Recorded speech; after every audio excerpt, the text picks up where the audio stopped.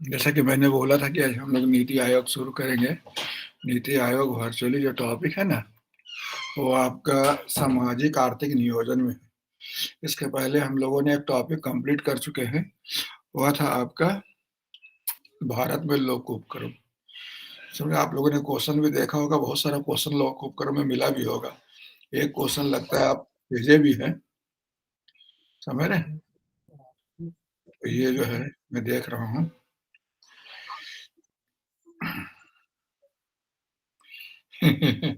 Actually बहुत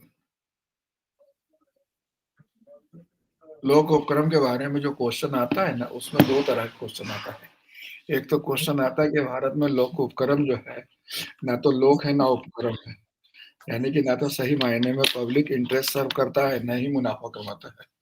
और दूसरा कहता है कि भारत की जो सामाजिक आर्थिक दशा है, उसमें लोक उपक्रमों की सदैव प्रासंगिकता है। तो इस चीज को बड़ा बैलेंस लेके चलना पड़ेगा, क्योंकि जैसा कि भारत मिश्रित अर्थव्यवस्था अपनाया है, और उसमें जो मतलब अर्थव्यवस्था की हालात अभी भी है, वह बाजार के भरोसे पूरी तरह छोड़ा नहीं जा सकता है। तो राज्य को गाए-बगाए मतलब इंटरफेयर करना ही पड़ता है, और लोक उपक्रम बड़ा स्ट्रॉन्ग ज़रिया है। इस आलोक में ये बहुत इम्पोर्टेंट होता है कि लोक उपक्रम से मतलब इच्छाएँ ज़्यादा बनी रहती है। समझ रहे? उसी पर क्वेश्चन है। एनीवे, तो नेक्स्ट टॉपिक हमारा है सामाजिक आर्थिक नियोजन। भारत में सामाजिक आर्थिक नियोजन, नियोजन और योजना तंत्र। हमारा नियोजन और योजना तंत्र जो टॉपिक है, प्लानिंग एंड प्लानिंग मैशिनरी, समझ रहे हैं? ये जो है, अगर आप देखेंगे भारतीय संविधान में, समझ रहे हैं, नियोजन जो है सामाजिक आर्थिक नियोजन कहलाता है, और ये कॉन्करेंट सब्जेक्ट है। समझ रहे हैं? कॉन्करेंट सब्जेक्ट का मतलब क्या हुआ कि ये जो है आपका समवर्ती सूची में आता है, यानी केंद्र और राज्य दोनों को योजना बनाने, समझ रहे हैं, योजना तंत्र स्थापित करने का अधिकार दिया गया। समझ रहे हैं? लेकिन जैसा कि आप ये भी जानते हैं कि शुरू के दिनों में चूंकि योजना तंत्र बोलते हैं इसको, तो केंद्र में ही व्यवस्था थी, राज्य में उतनी व्यवस्था नहीं थी। लेकिन अगर आज के तारीख में हम लोग देखा जाए, तो जैसे देखेंगे नियोजन समवर्ती सूची का विषय, इसका पूरा नाम है सामाजिक आर्थिक नियोजन।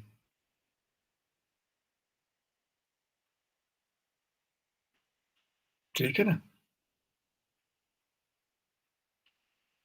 और आप देखते हो कि ये जो है वर्चुअली विकास प्रशासन का माध्यम है, क्योंकि भारत विकासशील देश है, और विकास इसका ऑब्जेक्टिव है। तो विकास को भारत में सामाजिक आर्थिक नियोजन के माध्यम से प्राप्त करने का कोशिश किया गया है। नियोजित अर्थव्यवस्था के माध्यम से प्राप्त करने की कोशिश किया गया है। समझ रहे? जैसा कि ये जो हमारे समाजवादी संरचना से जुड़ा हुआ है, समझ रहे? समाजवादी संरचना से जुड़ा हुआ है। जैसे स्वतंत्रता प्राप्ति के बाद में हमने लोक कल्याणकारी राज और समाजवादी संरचना की स्थापना का संकल्प लिया। तो समाजवादी संरचना की स्थापना का जो रास्ता ढूंढा गया है, समझ, समाजवादी ये हो संरचना, इसका जो एक तो लोक उपक्रम हो गया जो थोड़ा देर पहले कल हम लोगों ने किया, और दूसरा सामाजिक आर्थिक नियोजन किया। समझ रहे? तो इसमें जैसा आप देखते हो, केंद्र स्तर पर शुरू में योजना आयोग बनाया गया। समझ रहे? शुरू में योजना आयोग बनाया गया, फिर योजना आयोग की जगह आपने देखा योजना आयोग को सपोर्ट करने के लिए, चूंकि योजना जो था, आयोग जो था, उसमें राज्यों का भागीदारी नहीं था।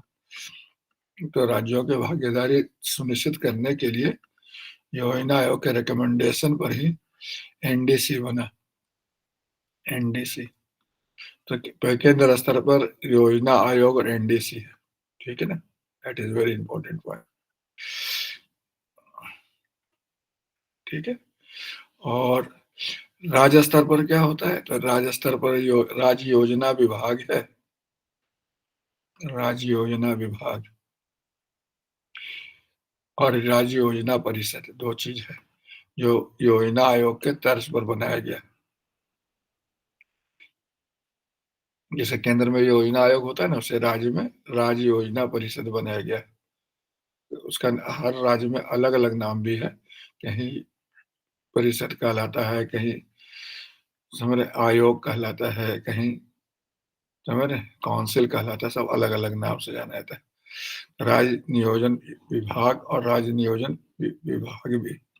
राज्य नियोजन विभाग तो सचिवालय में एक विभाग जैसा है, समझ रहे राज्य योजना विभाग, ये तो पूरे तरह से प्रशासनिक तंत्र है और मुख्यमंत्री के अधीन रहता है, समझ रहे राज्य योजना विभाग।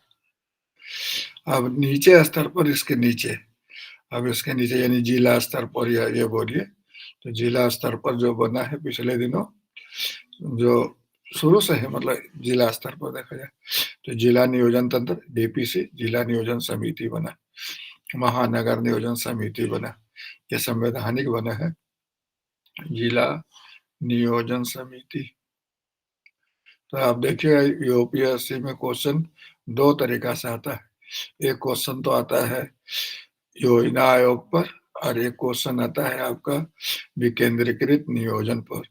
विकेंद्रीकृत नियोजन की जब बात करेंगे तो जिला स्तर पर नियोजन, ग्राम स्तर पर नियोजन, ये सब के बारे में चर्चा होगा, समझ रहे? खंड स्तर पर नियोजन, खंड स्तरीय नियोजन, जिला स्तर नियोजन समिति, महानगर नियोजन समिति, ये है, समझ रहे हैं ना? तो ये जो है आज के तारीख में हमारे पास नियोजन तंत्र है, जिसमें पिछले 2015 में जो परिवर्तन हुआ है, वह परिवर्तन क्या हुआ है? समिति, जिला नियोजन, महानगर नियोजन समिति,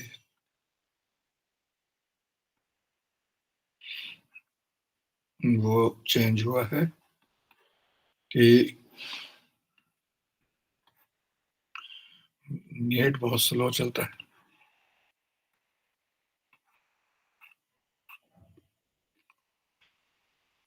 ये देखते, ये जो 2000 देखते हैं आप, 2015 में योजना आयोग समाप्त हो गया और इसका स्थान कौन ले लिया है?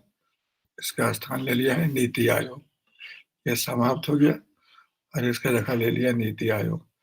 और रही बात ये जो है आज के तारीख में एनडीसी, ये भी अब मृत प्राय हो गया। अब नीति आयोग जब से योजना नीति आयोग बना है उसके बाद से कभी कोई बैठक उठक नहीं हुआ एनडीसी का, हमें तो ये भी खत्म हो गया एक तरह से बोल सकते हैं।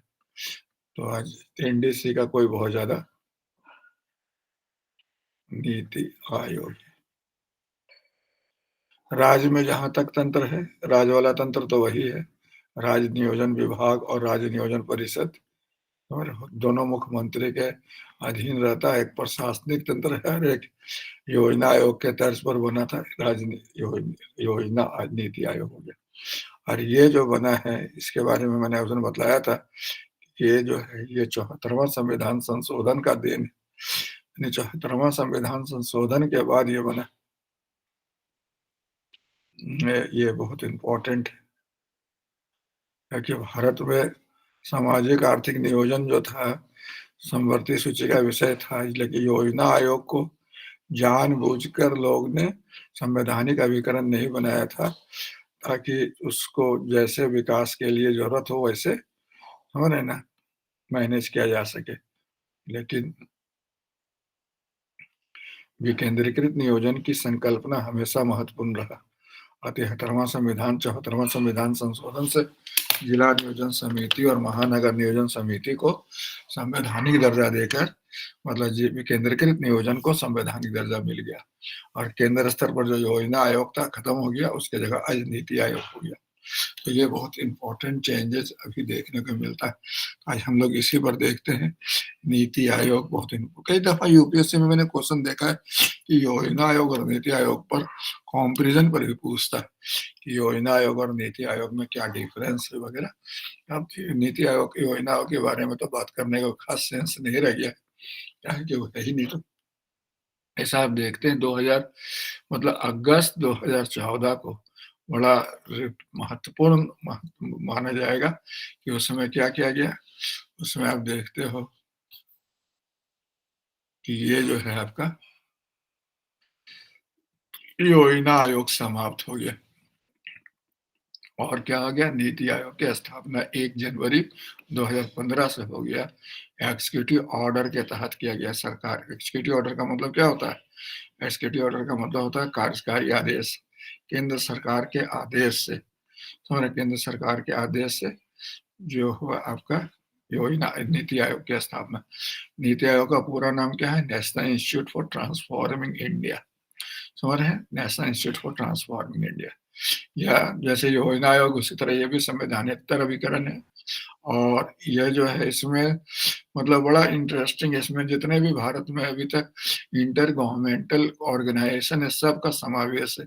फिर नीति आयोग में आप देखेंगे योजना आयोग का भी अंश है, राष्ट्रीय विकास परिषद का भी अंश है, राष्ट्रीय अंतर्राज्यीय परिषद का भी अंश है, क्षेत्रीय परिषद का भी अंश है, राष्ट्रीय एकता परिषद का भी अंश है।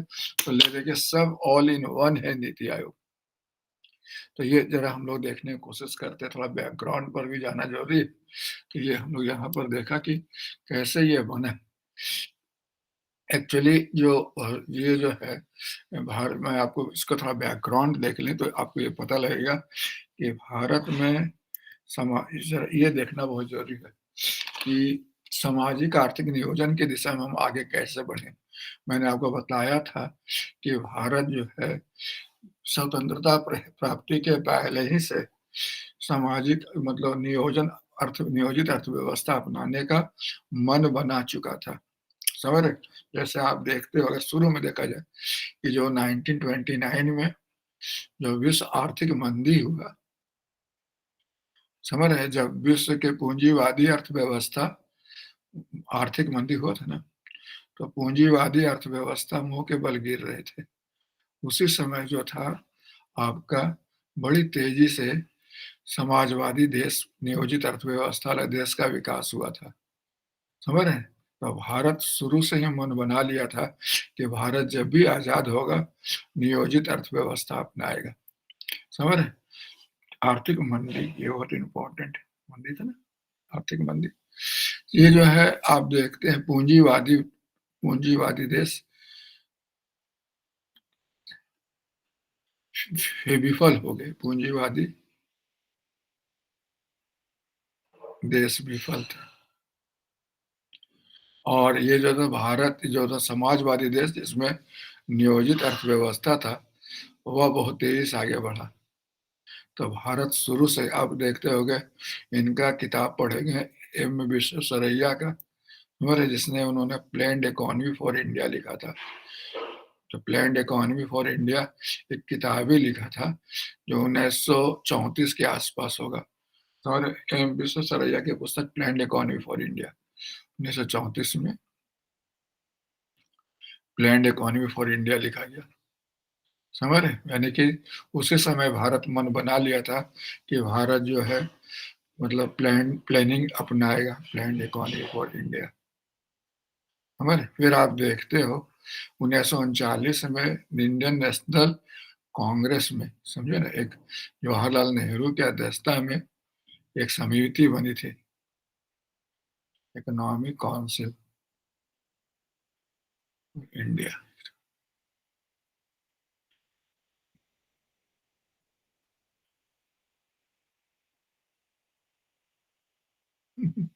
बड़ा इंटरेस्टिंग, लिखता ही नहीं, लिख रहा, आप अपना लिख लो। समझ रहे, 1939 में क्या हुआ, प्लान्ड इंडियन नेशनल कांग्रेस में एनपीसी बनाया गया जवाहरलाल नेहरू के अध्यक्षता में 1939 में। इंडियन नेशनल कांग्रेस में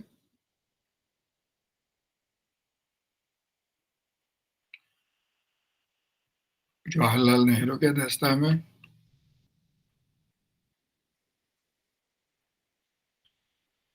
क्या था, national planning council, NPC, NPC बना था। ठीक है, बहुत इंपॉर्टेंट हो गया। फिर आप देखते हैं 1944 में बॉम्बे के 8 उद्योगपति द्वारा बनाया गया था बॉम्बे प्लान।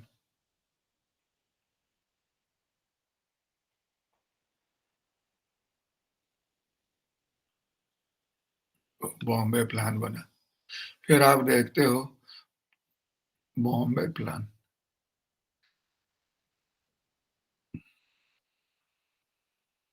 फिर आप 1944 में ही देखते हो सर एस दलाल के अध्यक्षता में जो गवर्नर जनरल का एग्जीक्यूटिव काउंसिल था, सर एस दलाल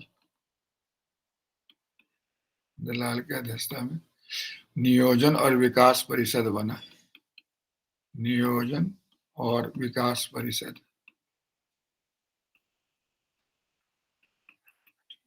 विकास बना विभाग, नियोजन और विकास विभाग, प्लानिंग एंड इकोनॉमिक डिपार्टमेंट बनाया गया एग्जीक्यूटिव काउंसिल में। फिर 1900 इसी में से आप देखते हो एम एन रॉय द्वारा पीपुल्स प्लान लाया गया, पीपुल्स प्लान। और फिर गांधी जी के जो सेक्रेटरी थे उनके समझ रहे हैं, उनके द्वारा लाया गया था, श्रीमन नारायण द्वारा, श्रीमन नारायण द्वारा गांधी प्लान लाया गया। फिर जयप्रकाश नारायण द्वारा सर्वोदय प्लान लाया गया। तो ये जो मैं बतला रहा हूँ ये क्या बतला रहा है कि भारत जो था स्वतंत्रता प्राप्ति के पहले से ही नियोजित अर्थव्यवस्था अपनाने के दिशा में आगे बढ़ गया था। 1946 में केसी नियोगी के अध्यक्षता में, केसी नियोगी की अध्यक्षता में क्या बना था, नियोजन सलाहकार समिति, जिसने रेकमेंड किया था कि भारत जब आजाद होगा तो योजना आयोग बनाया जाएगा।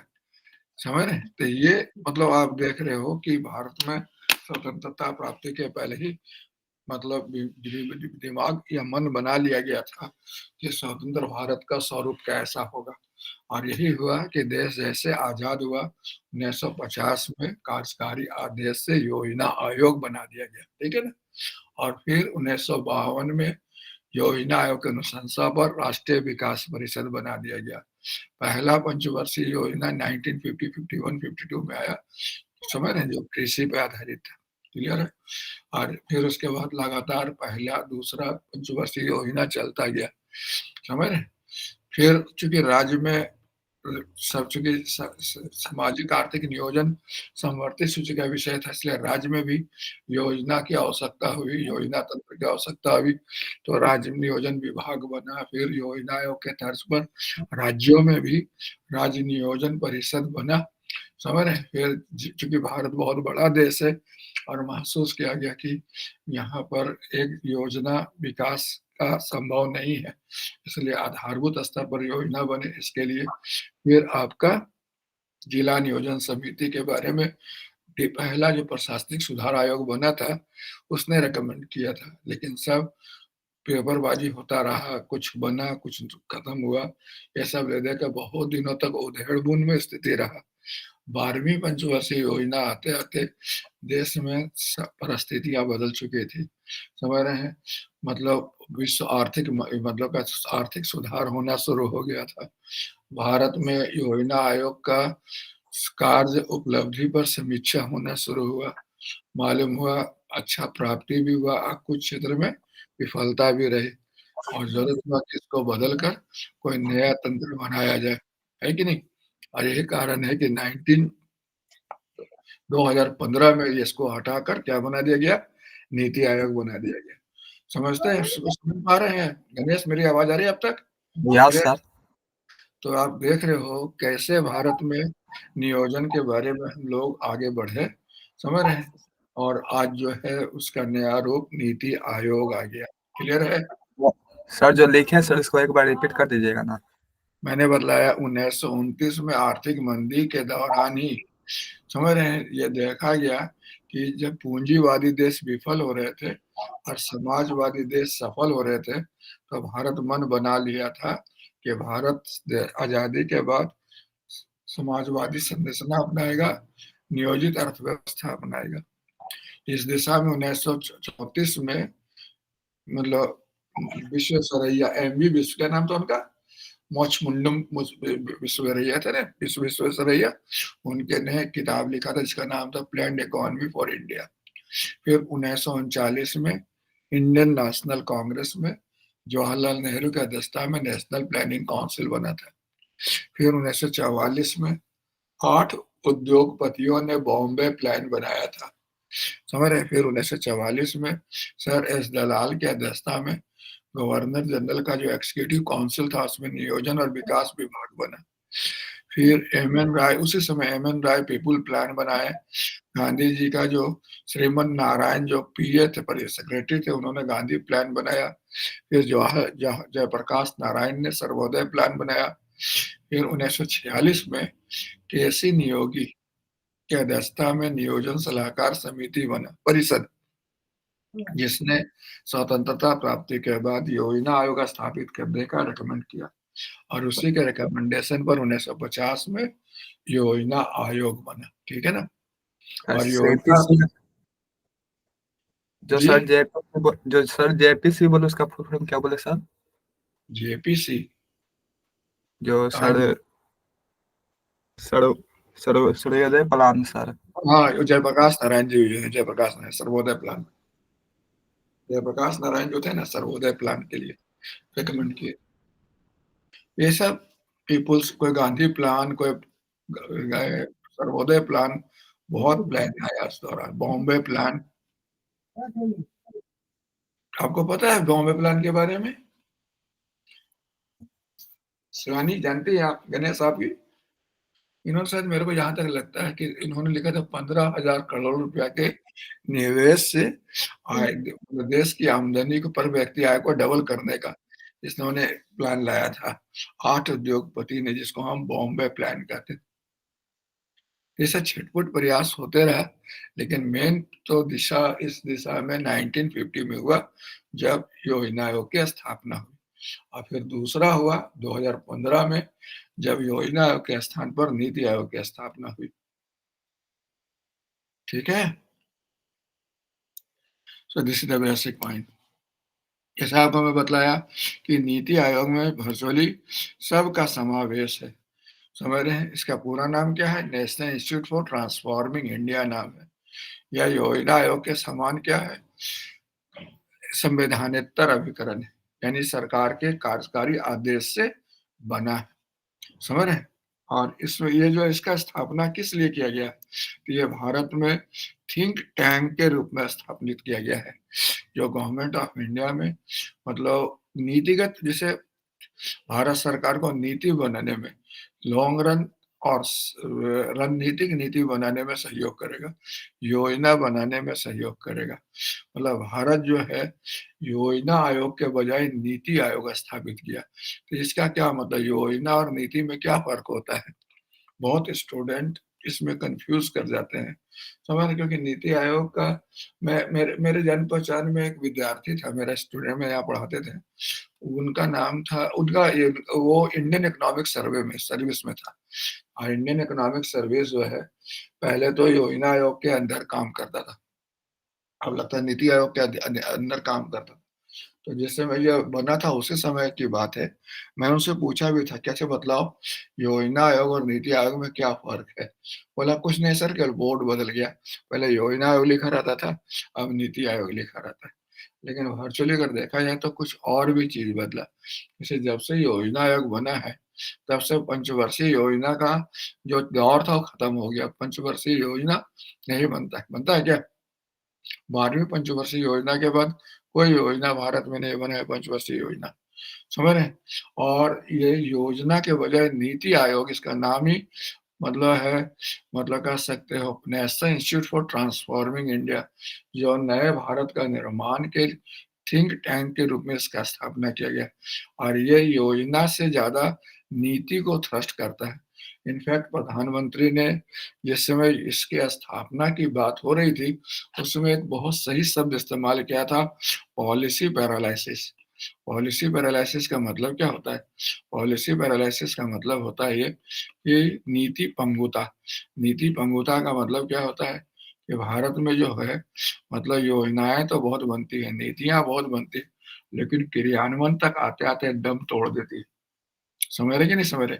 नीति जो है 3 स्टेज पर होता है, निर्धारण, क्रियान्वयन और मूल्यांकन। तो इसमें सबसे इम्पोर्टेंट क्रियान्वयन ही होता है, क्योंकि इसी स्तर पर जो होता है, नीति अपना असली रूप लेता है। तो भारत में ज़्यादातर योजनाएँ, नीतियाँ क्रियान्वयन स्तर पर ही दम तोड़ दी, अरे विफल हो जाती है, फ्रस्ट्रेट हो जाती है, फेल्योर हो जाती है और जो वांछित उद्देश्य जिसके लिए बनाया गया था, वो प्राप्त नहीं हो पाता। तो इसको कैसे दूर किया जाए? नीति को कैसे सफल बनाया जाए, इसके लिए पॉलिसी मतलब नीति आयोग की स्थापना की गई।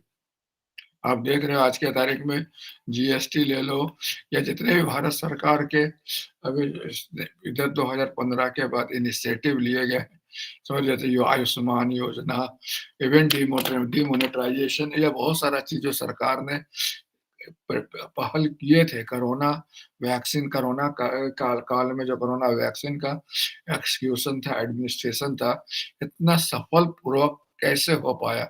ये नीति आयोग के मार्गदर्शन से, नीति आयोग के पहल से। नीति आयोग जो है ना वर्चुअली वह योजना बनाने और उसको लागू करने में विश्वास नहीं करता, वो केवल नजर रखता है कि जो भी नीति भारत सरकार की है वह कैसे क्रियान्वयन हो रही है, कैसे बन रही है, कितना बेहतर ढंग से काम कर रही है, कहाँ उसमें दिक्कत आ रहा है, कैसे उसको करेक्ट करना है, उस सब पर नज़र रखती है। मेरी बात समझ रहे हैं कि नहीं समझ रहे? तो ये बहुत आप देखते होंगे, अगर डीडी न्यूज़ वगैरह सुनते रहते होंगे तो नीति आयोग का हमेशा अध्यक्ष, सदस्य, अध्यक्ष तो प्रधानमंत्री होता है, उपाध्यक्ष हुआ या सदस्य हुआ वगैरह लोग उनको बुलाते रहता है और उनका विचार, उनका जो स्टेटमेंट वगैरह देते सुनते रहता है देश देश कि कैसे उन्होंने कोरोना काल में वैक्सीन को बहुत प्रभावी ढंग से लागू किया, कैसे डिमोनेटाइजेशन जैसे चैलेंज को उसने सफलतापूर्वक अंजाम तक पहुंचाया। ये सब बहुत इम्पोर्टेंट है। समझ में आया आपको? तो आज ये बात में तो भारत में थोड़ा-सा, जैसे मैं ये बोलता हूँ कि दिल्ली से ₹1 चलता है, तो गाँव में आते-आते 15 पैसा पहुँचता है। ये राजीव गांधी का स्टेटमेंट था। समझ रहे हैं? तो ये जो डिलीवरी डिलीवरी जो ऊपर से डिलीवरी सिस्टम है, विगत वर्षों में काफ़ी सुधर गया है। जैसे आप देखते होंगे आप क्या बोलते हैं उसको? उसको क्या बोलते हैं? ये जो डायरेक्ट बेनिफिट ट्रांसफर डीबीटी, समझ रहे? डीबीटी जैसे इतने लोगों का खाता खुलवाने का, समझ रहे हैं? जनधन खाता जो खुला है, ये सब जो चीज़ें चली है पिछले दिनों, उसको सफल बनाने में नीति आयोग ने बड़ी महती भूमिका निभाई। तो समझ में आया आपको कि योजना आयोग की जगह नीति आयोग स्थापित करने के पीछे कारण क्या था? कि जो जो भी विकास की योजना बने, नीति बने, वो पहले सफल हो, बेहतर ढंग से क्रियान्वित हो। क्या है कि ज़्यादातर प्रॉब्लम बनाने में नहीं है, ज़्यादातर प्रॉब्लम क्रियान्वयन में होता है, ढंग से क्रियान्वित ही नहीं हो पाती है। समझ रहे हैं? तो इसी पर नज़र रखने के लिए ये बनाया गया। क्लियर है? So this is the basic point. तो जैसा आपको मैंने बताया कि ये वर्चुअली क्या है, एक थिंक टैंक है, जो भारत सरकार को दीर्घकालिक और रणनीतिक योजना और नीति बनाने में इनपुट प्रदान करता है। समझ रहे कि नहीं समझ रहे?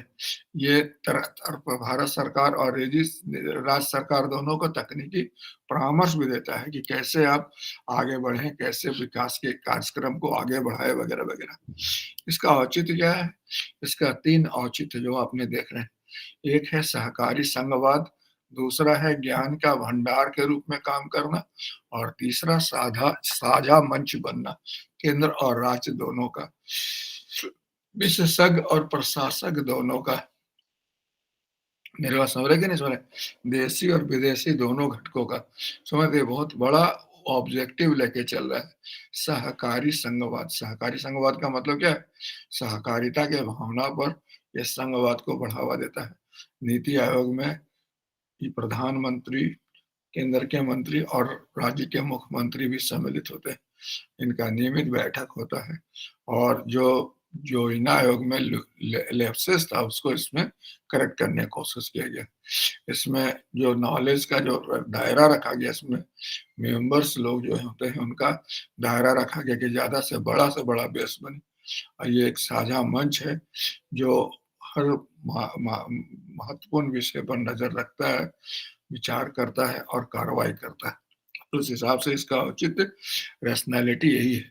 सहकारी संघवाद को बढ़ावा देना, ज्ञान को व्यवस्था, ज्ञान का नॉलेज के रूप में स्टोर कर रूप में डेवलप करना और कॉमन प्लेटफॉर्म बनाना। समझ में आया आपका? इसका चेयरपर्सन कौन होता है बताइए? इसका चेयरपर्सन तो खुद प्रधानमंत्री होता है। इसके गवर्निंग काउंसिल में कौन कौन शामिल है? जितने राज्य के मुख्यमंत्री हैं और केंद्र शासित प्रदेश के प्रधान है, सब सम्मिलित होते हैं इसमें। समझ रहे हैं? फिर इसमें मतलब क्या होता है, रीजनल काउंसिल बनाया गया है। रीजनल काउंसिल में कौन कौन होते हैं? रीजनल काउंसिल में प्रधानमंत्री होंगे और जो उस रीजन के जो संबद्ध मुख्यमंत्री या उपराज्यपाल होंगे वो लोग इसमें सम्मिलित होंगे ताकि उसको बेहतर ढंग से एड्रेस किया जा सके। इसमें मतलब विशेष आमंत्रित सदस्य भी होते हैं जो प्रधानमंत्री द्वारा मनोनीत किए जाते हैं, जो विभिन्न क्षेत्रों से विशेषज्ञ होते हैं, व्यावसायिक होते हैं। तो इसका 4 कंपोनेंट हुआ। नीति आयोग का 4 कंपोनेंट कौन-कौन हुआ? पहला तो चेयर, दूसरा गवर्निंग काउंसिल, तीसरा रीजनल काउंसिल और चौथा स्पेशल इनवाइटी। ठीक है? कोई कंफ्यूजन नहीं? ठीक है ना? No sir. चलिए ठीक, अब इसमें देखते हैं इसके जो तो बस एक परमानेंट। यही डिफरेंस हो जाता है ना नीति आयोग और प्लानिंग कमीशन में कि मतलब नीति आयोग में सारे स्टेट्स के चीफ मिनिस्टर्स को इंक्लूड कर लिया जाता है, बट प्लानिंग कमीशन में ऐसा नहीं नहीं होता था। नहीं था, ये बहुत बड़ा मतलब इसीलिए इसको सहकारी संघवाद, जो मैंने भी आपको थोड़ा पहले बताया कि सहकारी संघवाद जो बोलते हैं ना, इसी कारण इसका बल मिलता है। अब जैसे देखते हैं इसका जो परमानेंट स्ट्रक्चर, उसमें पीएम उसका क्या हो गया, चेयरपर्सन हो गया। इसके अलावा क्या होता है, एक डिप्टी चेयरमैन होता है जो पूर्णकालिक होता है और उसको क्या चीज का दर्जा मिला होता है, राज्य मंत्री का दर्जा मिला होता है। समझ रहे हैं? नहीं, कैबिनेट मंत्री का। इसका किसका दर्जा मिला होता है? कैबिनेट मंत्री का। अभी हाल में बदला है इसका उपाध्यक्ष, क्या नाम है अभी जो नया बना है जो? सुमन बेरी सर। ना, अभी हाल में बना है जी, अभी कुछ अभी हमें लग रहा है कुछ अभी नीति आयोग का उपाध्यक्ष बदलाया है, अभी हाल में कुछ दिन पहले।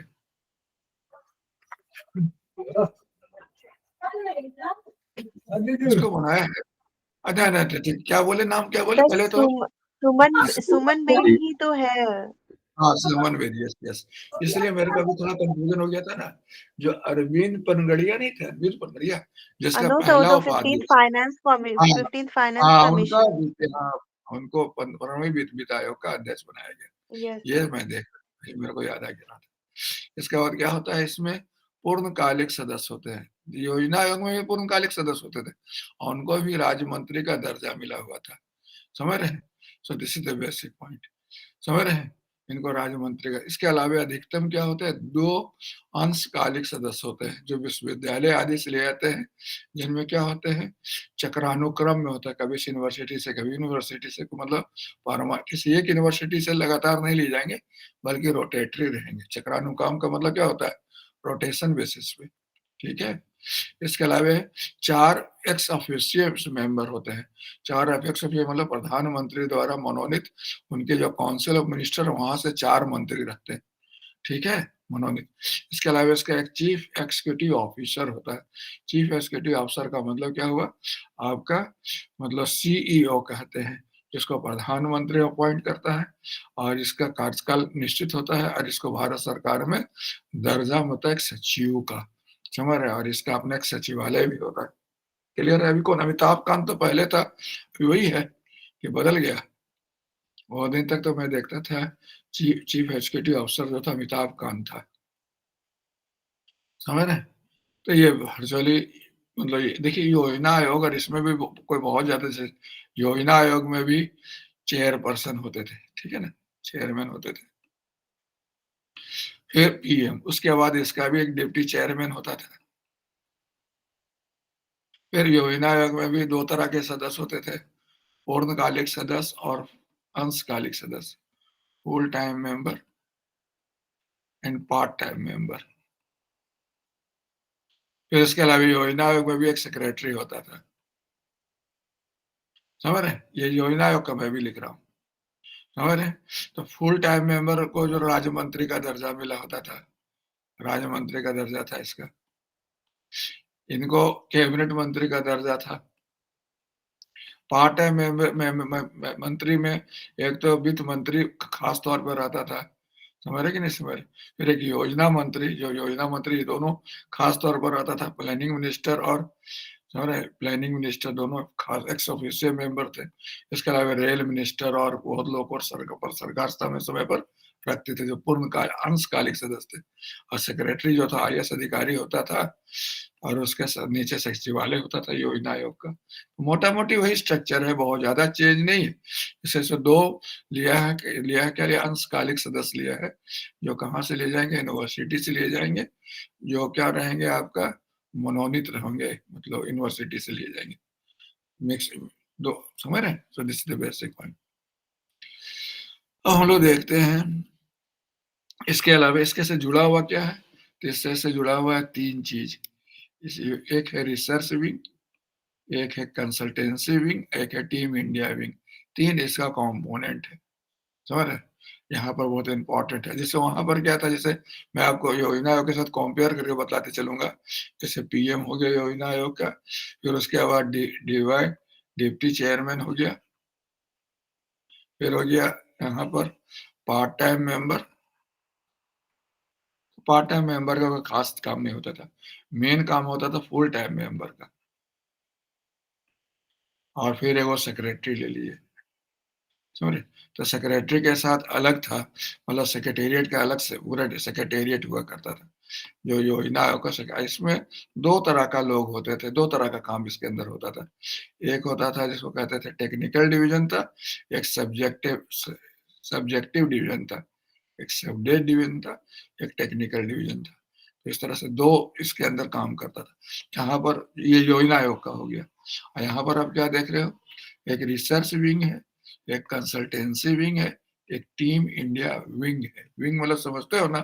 जैसे हम लोग मान लेते हैं कि नीति आयोग को विभाग का दर्जा मिला होगा, क्या कि जितने भारत सरकार में, जैसे योजना आयोग को भी विभाग का दर्जा मिला था, तो नीति आयोग को भी विभाग का दर्जा मिला हुआ है। तो इसका जो सीईओ हो गया वो भारत सरकार का सचिव का दर्जा का हो गया। तो विभाग नीचे किस चीज में बटा होता, अगर आपको याद होगा, मैं जब सचिवालय पढ़ा रहा था तो आपको बताया था, विभाग आगे किस चीज में बटा रहता है, विंग्स में बटा रहता है। विंग्स किस में बटा रहता है, डिवीजन में बटा रहता है। डिवीजन किस में बटा रहता है, ब्रांच में बटा रहता है ना, याद है आपको, ब्रांच सेक्शन में बटा रहता है। तो इसी प्रकार यहाँ पर तीन विंग हो गया। तीन विंग कौन कौन हो गया, एक विंग हो गया रिसर्च विंग, दूसरा कंसल्टेंसी विंग, और तीसरा टीम इंडिया विंग। समझ में आया आपको। So this is the basic point. अब हम लोग यहाँ पर देखते हैं इसकी स्थापना का ऑब्जेक्टिव क्या है, व्हाई इट वाज एस्टैब्लिश।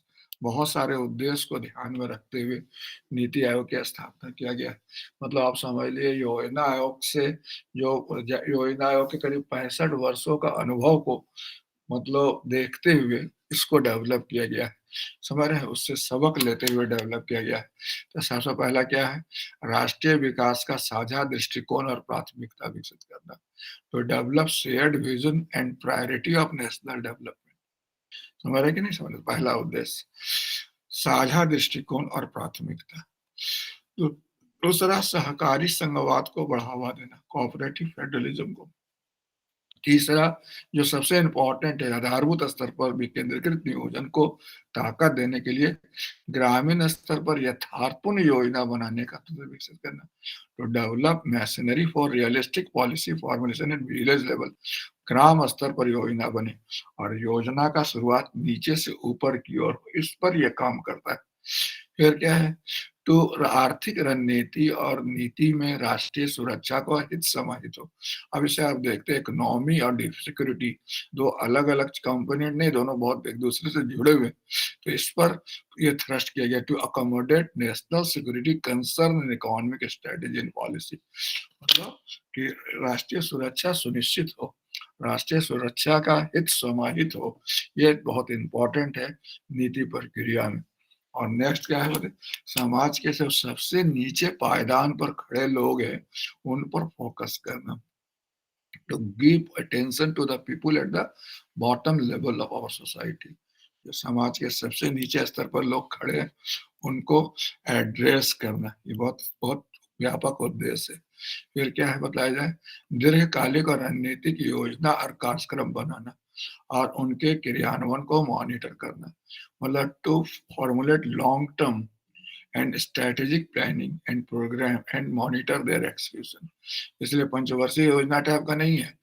वैसे हमें जहाँ तक याद है 7 साल 3 साल इस तरह का कुछ योजना, वो भी नीचे से उभर के ऊपर आएगा योजना, ये अपने कुछ नहीं बनाता, नीचे से योजना बन के आएगा, इसको ये कंसोलिडेट करेगा और फिर उसका मॉनिटर करेगा क्रियान्वयन को, कंसोलिडेट करना और मॉनिटर करना, दीर्घकालिक और रणनीतिक योजना कार्यक्रम बनाना और उसको मॉनिटर करना। फिर होता क्या है, to give advice and to give advice and to develop participation and partnership among national and international stakeholder, मतलब राष्ट्रीय और अंतर्राष्ट्रीय स्तर पर जो हितधारक हैं, समझ रहे कि नहीं समझ रहे, उनका उनको उनसे क्या लेना, सहभागिता लेना, उनका सहयोग लेना और परामर्श देना। क्या है, परामर्श देना और सभी राष्ट्रीय अंतर्राष्ट्रीय हितधारकों के बीच सहभागिता और पार्टनरशिप डेवलप करना। अब जैसे देखते हैं भारत में बहुत सारे योजनाएं, विकास कार्यक्रम वगैरह जो रहते हैं, उसमें देश के अंदर के घटक भी और बाहर के घटक भी है। वर्ल्ड बैंक भी है, इंटरनेशनल मॉनेटरी फंड भी है, एशियन डेवलपमेंट बैंक भी है और बहुत सारे स्ट्रेटेजिक पार्टनर भी है।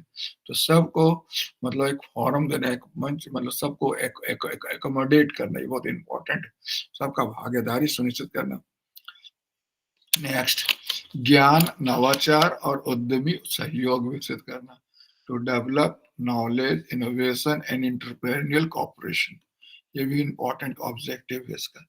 समझ रहे। नेक्स्ट जो है, to provide platform to devise solution for intra regional and inter regional issue to give momentum to development, ये बहुत इंपॉर्टेंट है कि अंतर क्षेत्रीय और अंतर क्षेत्रीय मतलब मुद्दों के समाधान के लिए प्लेटफॉर्म डेवलप करना। मुझे याद आता है कि ये जो नीति आयोग का एक दफा बैठक हो रहा था, एकदम वो इलाका में जो मशहूर है नक्सलवाद के लिए, जो कहाँ पर, छत्तीसगढ़ में, सर वहां पर इन्होंने बैठक किया था, मीटिंग किया था। ऑब्जेक्टिव क्या था, दिल्ली से दूर जाकर सुदूर उन क्षेत्रों में जाकर देखे और योजना बनाए जहां वास्तव में समस्या है। मतलब योजना आयोग पर हमेशा आरोप लगता रहा कि योजना आयोग के जो अप्रोच है वो आइवरी टावर अप्रोच है, वो 5 स्टार होटल में बैठकर ग्रामीण भारत की योजना बनाने जैसा है, जिसको ग्रामीण वास्तविकता से कोई ज्यादा लेना देना नहीं होता था, समझ रहे। लेकिन यहाँ पर इस चीज को करेक्ट करने की कोशिश किया गया है और ये उस क्षेत्र में जाकर योजना बनाते जहाँ फर्स्ट हैंड इंफॉर्मेशन मिल सके, समझ रहे।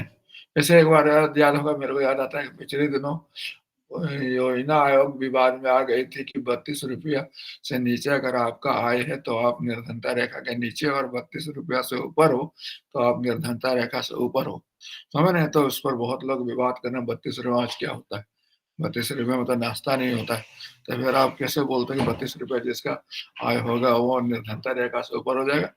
उसमें काफी पिछले दिनों हंगामा भी हुआ था, खैर तो अलग बात है, समझ रहे। तो ये अभी आपने डिस्कस किया किस चीज का, अभी डिस्कस किया योजना नीति आयोग का ऑब्जेक्टिव क्या था। अब हम लोग देखते हैं नीति आयोग का ये जो है, ठीक है ना, ये जो है किस चीज को टेप करने, मतलब भारत में चूंकि इमिनेंस पोटेंशियलिटी है, समझ रहे हैं ना, किस चीज को, अवसर को, उसने किस चीज को फोकस करना है, फोकस्ड एरिया है, किसने क्या चीज पर फोकस किया है। पहला इसने फोकस किया है कि ये जो है ना, मतलब सरकार का ना ये होता है कि सरकार का सक्षम बजाय बजाय कि प्रथम और अंतिम प्रदाता स्वरूप, सरकार को कॉम्पिटेंट बनाना, सरकार को एनेबल बनाना है, समझ रहे हैं, ना कि सरकार को प्रोवाइडर बनाना, इसको प्रोवाइडर नहीं बनाना, फर्स्ट एंड लास्ट प्रोवाइडर नहीं बनाना है, बल्कि क्या करना है, आपको कॉम्पिटेंट बनाना है कि आप सरकार तैयार करे, मतलब एजेंसी, और वो लोगों को स्वरूप प्रदान करे, मतलब आप अपना फर्स्ट सेकंड पार्टी की भूमिका छोड़कर थर्ड पार्टी की भूमिका ले। दूसरा फूड सिक्योरिटी जो बहुत इम्पोर्टेंट चीज़ है उसको, कि भारत में कोई भी आदमी भूखा ना मरे, ये पिछले दिनों बहुत इम्पोर्टेंट देखने को मिला। तो इस चीज़ को, फूड सिक्योरिटी को फोकस किया गया है। तीसरा, active participation eight global part platform. Bharat का जो भागीदारी हो वह ग्लोबल प्लेटफॉर्म जैसे वर्ल्ड बैंक हो, IMF हो या जो भी और भी हो, उसमें एक्टिव हो, सक्रिय भागीदारी हो। To keep involve potential middle class society. तो भारत में मध्यम वर्ग की जनसंख्या सबसे ज्यादा है और सबसे ज्यादा पावरफुल ये सोसाइटी, क्योंकि इनका परचेजिंग पावर, इनका मतलब तादाद बहुत ज्यादा है, तो इनको शामिल करने की आवश्यकता, इनकी संभावनाओं को शामिल करने की आवश्यकता पर बल दिया गया है। And to focus on entrepreneur, scientific and intellectual human resources. क्योंकि भारत विश्व का सबसे बड़ा जनसंख्या वाला देश है, तो उसमें मानव संसाधन को हम कैसे उद्यमी बनाए, वैज्ञानिक बनाए, बौद्धिक बनाए, इस पर बल दिया गया है। मतलब ये ऐसा जो भारत में जो अनटैप्ड और पोटेंशियलिटी है या अनटैप्ड इस एरिया है, उस पर फोकस करने की बात कही गई है। सरकार को एनेबल बनाना, फूड सिक्योरिटी को एश्योर करना, ग्लोबल पार्टिसिपेशन प्लेटफॉर्म पर अपने आप को पहुंचाना, समझ रहे हैं, मिडिल क्लास को एड्रेस करना और जनसंख्या को अपने लायक बनाना, जनसंख्या को बर्डन नहीं रहने देना चाहिए, बल्कि जनसंख्या को अपना एक एसेट बनाना। समझ रहे कि नहीं समझ? युवा शक्ति। भारत आज विश्व का सबसे बड़ा युवा युवा देश मानते हो ना इस बात का? भारत विश्व का सबसे बड़ा युवा देश है।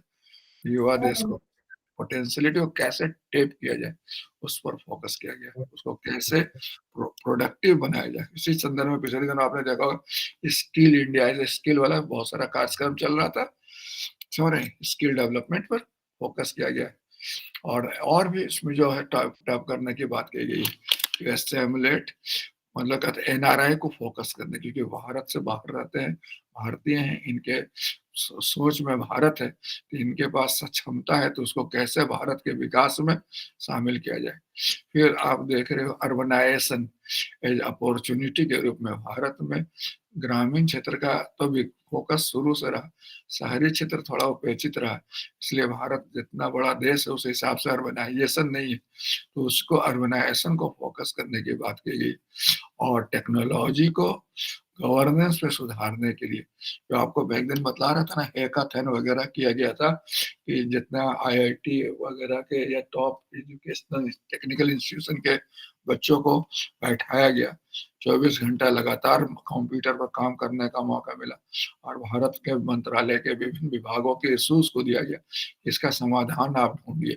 इसको हम लोग एक मैराथन कहा गया था, इसको टेक्नाथन कहते, तो टेक्नाथन ये कहते तो कहा गया था। तो ये बहुत इंपॉर्टेंट है। तो मेरे टेक्नो कुछ तो नाम था, मेरे को अभी याद, तुरंत अभी तो मेरी भाषा हो गया, हैकाथन, ये बहुत इंपॉर्टेंट है। तो ये जो 8 चीज जो है, जो लिखा गया है, पहले इन्हें सक्षमता बढ़ाने पर, दूसरा मिडिल क्लास पर, तीसरा अर्बनाइजेशन पर, NRI पर, समझ रहे हैं, टेक्नोलॉजी पर, समझ, ये सबको फोकस करके, पॉपुलेशन पर, ये सबको भारत के विकास में सक्रिय भागीदारी बढ़ाने पर बल दिया गया। प्रायोरिटीज क्या है इसका? टू अवेल बेनिफिट, जो भारत में जो बेनिफिट्स ऑफ डेमोग्राफिक डिविडेंड है, जैसे युवा शक्ति है भारत, उसका इस्तेमाल करना, ज्यादा से ज्यादा डेमोग्राफिक डिविडेंड का लाभ उठाना। फिर दूसरा प्रायोरिटीज है निर्धनता दूर करना। तीसरा क्षेत्रीय विषमता दूर करना। फिर चौथा गांव को विकास से प्रक्रिया से जोड़ना। छोटे उद्यमियों को सहायता देना, समझ रहे हैं? जैसे MSC आजकल बहुत ऐसे, क्या बोलते हैं इसको, MSME, बहुत पावरफुल हो गया कि नहीं हो गया? So this is the basic point. फिर उसके बाद इन्वायरमेंट कन्वर्जन संरक्षण करना। तो ये सब को प्रायोरिटी दिया गया योजना नीति आयोग के स्थापना के कार्यक्रम में, और उसी का नतीजा आप देख रहे हो कि अब जो है थोड़ा सा बेहतर वर्क हुआ है, और सभी सर्वांगीण विकास जो आज हम देख रहे हैं हर तरफ, इसी का वजह है कि इसने उन सब चीजों को एड्रेस किया है जो डेवलपमेंट में समान महत्व रखते हैं। समझ रहे? अब यहाँ पर देखिए जो कि किस चीज़ को फ़ोकस करने के लिए है, मतलब आपको सबसे पहला तो आपको जो भी अपना एजेंडा तय करना होगा, वो पब्लिक फ़ोकस्ड होना चाहिए। मतलब जो भी योजना बने, कार्यक्रम बने, नीति बने, पहल की जाए, सब पब्लिक इंटरेस्ट को फ़ोकस करके। दूसरा जो है pre action, not post action. हम लोग अक्सर देखते हैं कि वर्चुअली जो है ना, जब बाढ़ आ जाता है, साइक्लोन आ जाता है, तब भारत सरकार हरकत में आती है, तब तो काफ़ी तबाही मचा रख चुकी होती है। लेकिन पिछले दिनों ये चीज़ बहुत देखा गया कि चक्रवात आने के पहले ही से सरकार इतना बेहतर ढंग से तैयारी कर ली कि बहुत हद तक उसके दुष्प्रभाव को दूर कर ली। प्री एक्शन, पार्टिसिपेशन, जितने स्टेक होल्डर सबका भागीदारी लेने का। फिर महिला बहुत इम्पोर्टेंट है। महिला चूँकि आधी आबादी है, इनको अधिकार देना, इनके सहभागी देना। फिर समावेशन का मतलब होता है इंक्लूज़न, फाइनेंशियल इंक्लूज़न, समझ रहे हैं? पॉलिटिकल इंक्लूज़न, सोशल इंक्लूज़न, खासकर फाइनेंशियल इंक्लूज़न, इस पर फोकस किया गया। फिर आपका इक्वालिटी, इक्वालिटी का मतलब क्या हुआ? समान, समता, न्याय के साथ समानता, समता के साथ ट्रांसपेरेंसी, पारदर्शिता, जो भी डीलिंग हो, जो भी पारदर्शी हो, सब जितने भी लेन-देन हो सरकार के साथ, आपके व्यवहार हो, सब पारदर्शी हो, किसी तरह का कोई छुपा-धुरा ये सब नहीं हो। इस सबको मतलब विकास के प्रक्रम में पिलर बनाने का प्रयास नीति आयोग कर रहा है। इसी चीज़ को वो फ़ोकस कर रहा है, इंक्लूज़न को, ह्यूमन एम्पावरमेंट को, पार्टिसिपेशन को, समझ रहे हैं, इक्विटी को और फिर आपका ट्रांसपेरेंसी को। तो योजना आयोग का जो बहुत सारे चीज़ों को इसने समाविष्ट किया है और वर्चुअली और उसको नया रूप में, नए फ्लेवर में, नए तौर तरीका से आगे बढ़ाने का प्रयास किया है। देखिए किसके इन सब इसके फ़ोकस में उसके नज़र पे कौन-कौन सा चीज़ है, उसके प्रायोरिटी में कौन-कौन सा चीज़ है। जैसे अंत्योदय, अंत्योदय का मतलब क्या होता है? जो एकदम नीचे से जो सबसे कमज़ोर से जो सबसे अंतिम तबका है उसका विकास, उसका उदय। दूसरा समावेशन, जो अम्ब्रेला विकास का बढ़े और इसमें समाज के सब वर्ग धीरे-धीरे आ जाइए। ग्राम भारत तो चूँकि आप जानते हो, गाँवों का देश है, जिसकी आत्मा गाँव में निवास करती है, इसलिए जो भी विकास का केंद्र भी गाँव हो। फिर जनसंख्या का जो डिविडेंड है हमारा लाभ मिल रहा है, युवा शक्ति का उसको फ़ोकस करना। जनता का सबसे ज़्यादा भागीदारी ज़्यादा से ज़्यादा लेना। गवर्नेंस, चूँकि गुड गवर्नेंस का कांसेप्ट आपने जो 1999 में 92 में आया था, गवर्नेंस बहुत इम्पोर्टेंट है। सॉरी 1992 में आया था नहीं, मिनिमल गवर्नमेंट मैक्सिमम गवर्नेंस, यही ना था सरकार का? मिनिमल गवर्नमेंट मैक्सिमम गवर्नेंस का मतलब क्या होता है बताइए?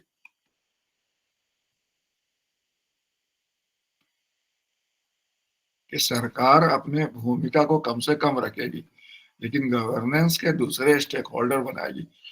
फिर गवर्नेंस तो अच्छा ही रहेगा, ज़्यादा ही रहेगा, लेकिन सरकार का दखल-अंदाज़ी कम रहेगा। मिनिमम गवर्नमेंट, मैक्सिमम गवर्नेंस, इस पर सरकार फ़ोकस करे और consistency, that is very important point. जो भी योजना बने, जो भी कार्यक्रम बने, वो निरंतर बनता रहे, मतलब चलता रहे। ऐसा नहीं कि बस एक, जैसे भारत में सबसे बड़ी दिक्कत ये हुई, इनकंसिस्टेंसी का अभाव रहा। पहला पंचवर्षीय योजना बना, 5 साल कृषि के आधार पर बना। अब 5 साल में उसको हटाकर उद्योग कर दिया गया। 5 साल इतना समय नहीं था कि भारत का विकास कृषि के क्षेत्र में सर्वांगीण हो सका होगा। फिर आप उद्योग पे शिफ्ट कर गए। फिर 2-3 योजना बनाए उद्योग पे, फिर आप छोड़ एकदम सीधे भाग गए माइक्रो इश्यू पे। इस तरह से भारत का जो पॉलिसी शिफ्टिंग हुआ है ना, कंसिस्टेंसी का अभाव रहा, ये भी इसका लोप साइडेड डेवलपमेंट का बहुत बड़ा वजह है। इसका सही तौर पर विकास नहीं हो पाया, इसका एक बहुत बड़ा वजह है कि जो भी योजनाएँ बने, कार्यक्रम बने, वो कंसिस्टेंट नहीं रहे, कंटिन्यू नहीं रहे, ढंग से क्रियान्वयन नहीं हो पाया। बहुत हैफ़ज़र्ड में, बहुत जल्दीबाज़ी में डेवलप करने के उपक्रम में बहुत हम लोगों ने कुछ इस तरह से बहुत विकास का कचरा कर दिया है 1 महीने में। यही कारण है कि अभी भी बहुत सारे कोर इश्यू एड्रेस नहीं हुए हैं, है कि नहीं? सो जैसे आप देख लीजिए, उदाहरण आपने बिहार राज्य को ही ले लीजिए। ऐसी तो बात है नहीं कि बिहार में उद्योग लग ही नहीं सकता, लेकिन आज 70-75 वर्ष होने का, लेकिन बिहार में उद्योग के नाम पर कुछ नहीं, है कि नहीं? बिहार में उद्योग नहीं लग सकता है। लग तो सकता ही है, एग्रो फ्रेंडली यस। टूरिज्म पे एग्रो फ्रेंडली संभावनाएं तो बढ़ी हुई, तो लेकिन हुआ नहीं, कभी कृषि, कभी उद्योग, कभी कुछ, कोई ढंग से काम तो होता नहीं हम लोग का। ये मतलब ये हमारा खास तौर पर भारत के संदर्भ में नहीं है, मोटा-मोटी लगभग सब डेवलपिंग कंट्री का हाल वही है, कि बहुत जल्दी पॉलिसी पैराडाइम चेंज करते रहते हैं। इस कारण ढंग से जैसे देखिए ना अगल-बगल में बहुत कुछ ही देश डेवलप ढंग किया, जो कंटिन्यू रहा, जो कंसिस्टेंसी छोड़ दिया उन लोग का, वही हाल है बगल में पाकिस्तान है, वही हाल, समझ रहे हैं? श्रीलंका वही हाल।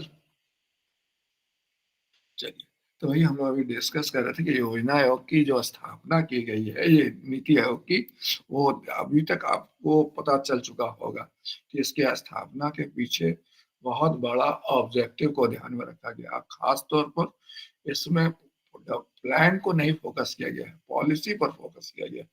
पॉलिसी को इम्पोर्टेंट माना गया है और पॉलिसी पैरालिसिस जो वर्षों से होता रहा, उसको दूर करने की कोशिश किया गया है। जो सेंट्रलिज्म है उसको दूर करने की कोशिश किया गया, ब्यूरोक्रेटिज्म है उसको दूर करने की कोशिश किया, ब्रॉड बेस बनाने की कोशिश किया गया और जितने पोटेंशियलिटी भारत के हैं उन सबको हार्नेस करने का, टैप करने का प्रयास किया गया।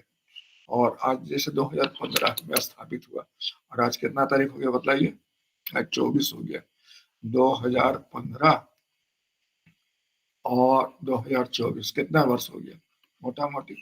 अभी तो 11 साल हो गया, नहीं 9 साल हुआ ये मोटा मोटी। नीति आयोग की स्थापना का 9 साल हुआ है, ठीक है। तो 9 साल में वैसे तो हम लोग बहुत कोई ज्यादा ऑब्जेक्टिव कंक्लूजन नहीं ले सकते हैं कि सफल रहा या विफल रहा, लेकिन जो इंडिकेशन है जैसे हम लोग देखें, जो मतलब आप यहाँ पर कर सकते हो ये,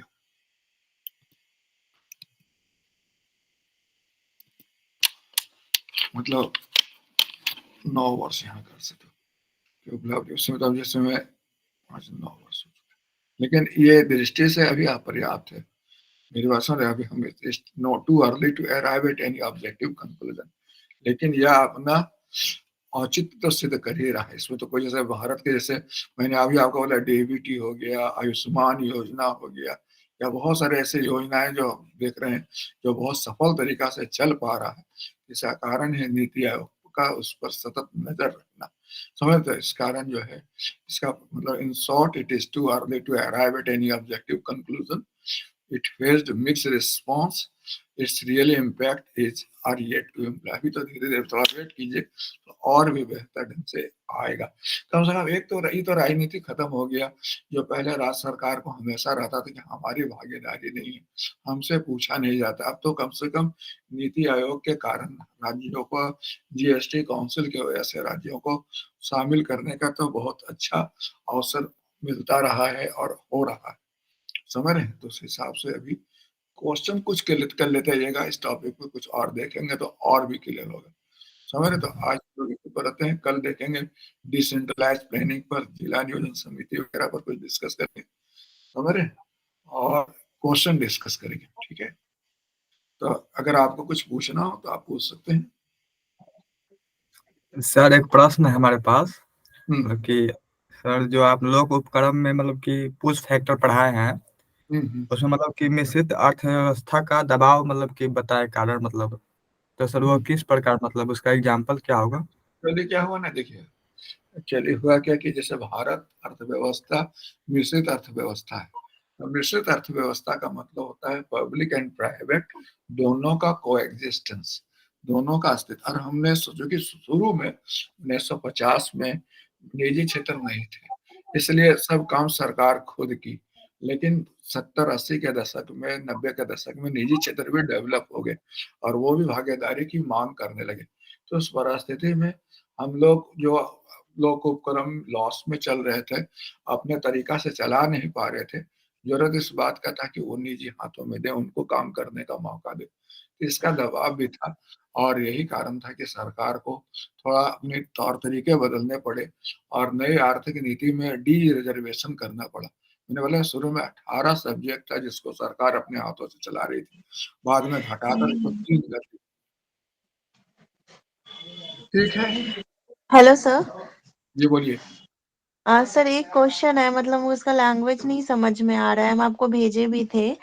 हम्म, With the fall of the Soviet system, the fervor hmm, socialist administration has declined. Hmm, Examine the statement in the light of recent policy decisions in the government of India with regard to public undertaking.